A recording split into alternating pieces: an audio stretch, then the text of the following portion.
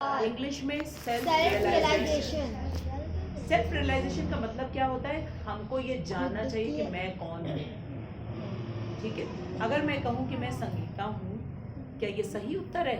नहीं, नहीं। ये संगीता जो है, ये शरीर को नाम दिया गया है। ये मेरा नाम नहीं। मेरा जो परमानेंट आइडेंटिटी है वो है नित्य कृष्ण दास। नित्य कृष्ण दास, क्योंकि हम कृष्ण के अंश हैं। आत्मा नष्ट नहीं होती है, वो मैं हूं। ठीक है, ये शरीर नष्ट हो जाता है, इसलिए शरीर से मेरी पहचान नहीं। हाँ, लेकिन समाज में रहने के लिए, व्यवहार निभाने के लिए शरीर को एक नाम प्रदान किया जाता है। आत्मा जैसे ही इस शरीर को निकल करके चली जाती, शरीर से बाहर चले जाते, तुरंत उसको क्या कहा जाता है? मिट्टी।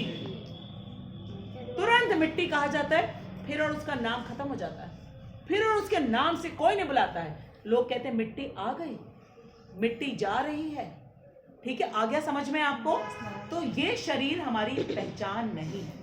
और मनुष्य शरीर का, मनुष्य जीवन का मूल उद्देश्य विशेष रूप से क्या है? आत्म साक्षात्कार, मीनिंग सेल्फ रियलाइजेशन।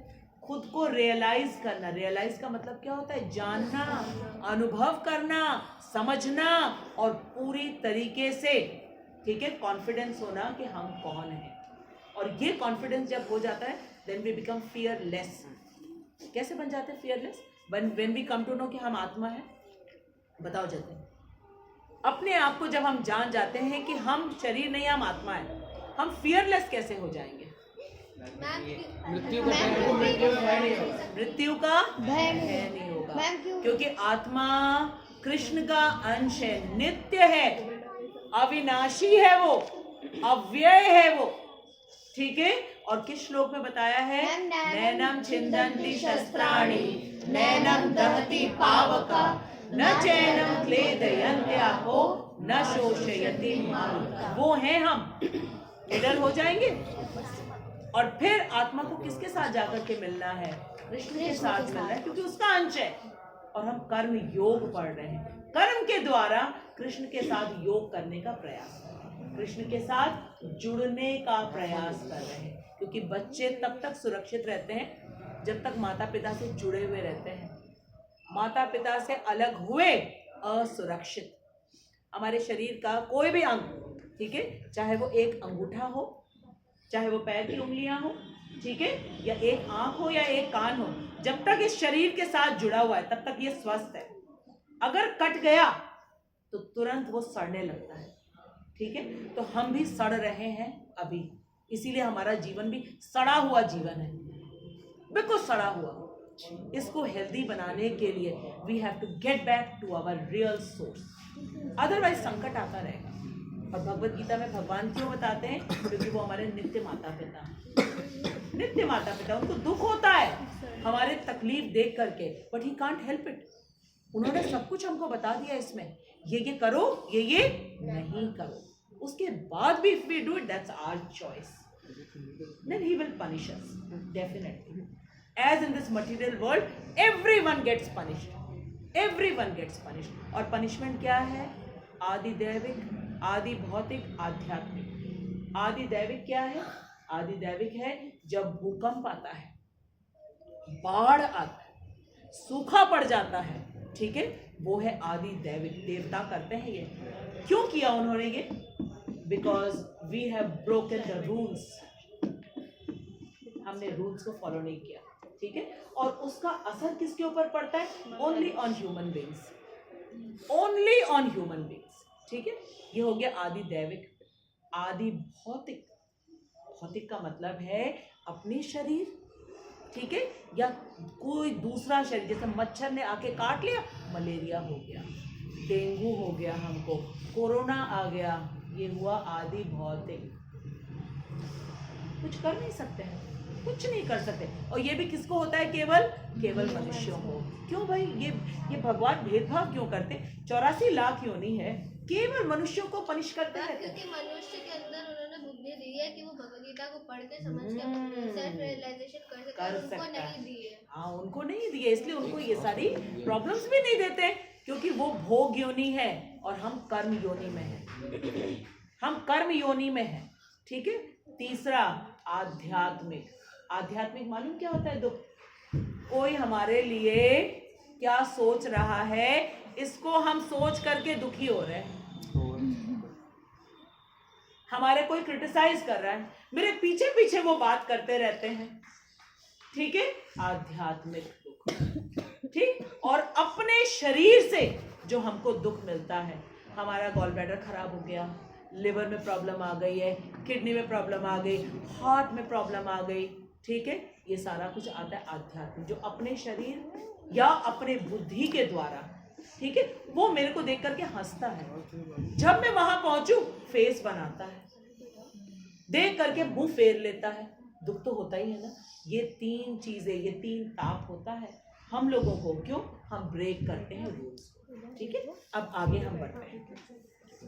इन योग नहीं, एक लाइन छूट गई। प्रकृति के नियम अनुसार यह मानव शरीर विशेष रूप से किसके लिए मिला है? आत्म साक्षात्कार। शाबाश। जिसे कर्म योग, रिपीट करो, जिससे कर्म योग, ज्ञान योग या भक्ति योग में से किसी एक विधि से प्राप्त किया जा सकता है, ठीक है। अब आपसे क्वेश्चन पूछा जाएगा कि आत्म साक्षात्कार कैसे हम प्राप्त कर सकते हैं। तो तीन तरीका है। सबसे पहला कर्मयोग, जो अभी हम लोग पढ़ रहे हैं, ठीक है। नेक्स्ट कौन सा आता है? ज्ञान योग, ठीक है। और सबसे लास्ट में क्या आता है? भक्ति योग, ठीक है। अब ये हम जो तीन स्टेप्स है, इसको भी हम एक्सप्लेन करते हैं। कर्म योग पहले क्यों दिया गया है? क्योंकि पहले हम अपने आप को शरीर मानते हैं, तो चलो शरीर को काम पे लगाओ, ठीक है। सब कुछ कृष्ण की प्रसन्नता के लिए करो। चलो ठीक है, कोई बात नहीं। कृष्ण को नहीं जानते, कृष्ण को नहीं मानते, अरे भाई शिव जी को तो मानो, दुर्गा जी को तो मानो, हनुमान जी को तो मानो, गणेश जी को तो मानो, लक्ष्मी जी को मानो, सरस्वती जी को मानो, किसी को तो मानो, इतना तो कम से कम मानो ही मानो। क्योंकि तुमको तो चीजें चाहिए, खाना पीना चाहिए तुमको, ठीक है, सांस भी चाहिए तुमको। ये बड़े बड़े डिपार्टमेंट के हेड है, इनके द्वारा हम प्रोवाइड कर रहे हैं। इतने तो सिविलाइज्ड बनो, इतने तो सभ्य बनो। At least start giving respect to these different big heads of different department, ठीक है। ये तो कर्म योग में पहले बताया गया। देवी देवताओं के लिए यज्ञ करना, ठीक, क्योंकि अभी हमारे मन में सकाम कर्म है, हम ये काम करेंगे हमको ये मिलेगा, फिर हम एंजॉय करेंगे। तो एंजॉय तो करना चाहते हैं ना, तो कम से कम रिस्पेक्ट तो करो। और रेस्पेक्ट कैसे शो करेंगे? यज्ञ करेंगे, उनकी दी हुई चीज़ों को ही उनको ऑफर, ठीक है। अब ये जब करते करते करते कर्म योग क्या होता है मालूम? यज्ञ करते, जब हमारे घर में यज्ञ होता है तो घर का वातावरण कैसा हो जाता है? शुद्ध हो जाता है। कैसा? शुद्ध हो जाता है। सब लोग, कितना अच्छा लगता है ना, पूरे घर में हवन की खुशबू फैली रहती है।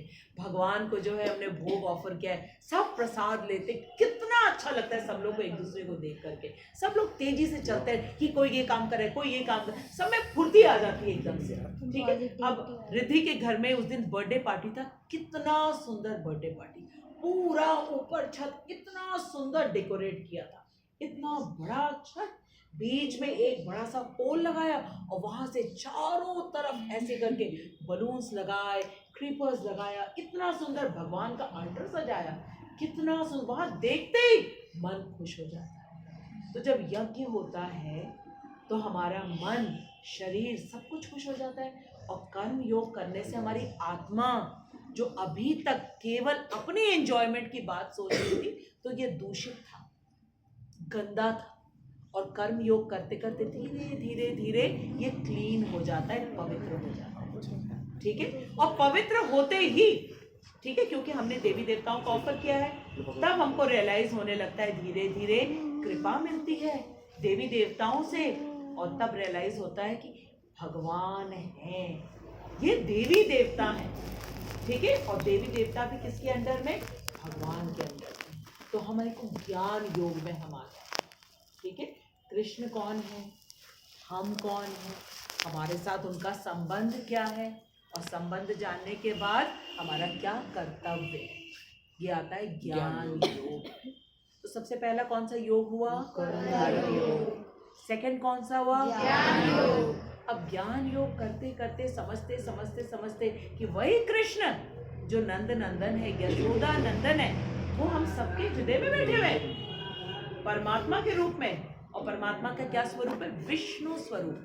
क्या है? विष्णु स्वरूप। 4 हैंडेड। ठीक है, उनके 4 हाथों में क्या क्या चीजें हैं? बोलो बोलो।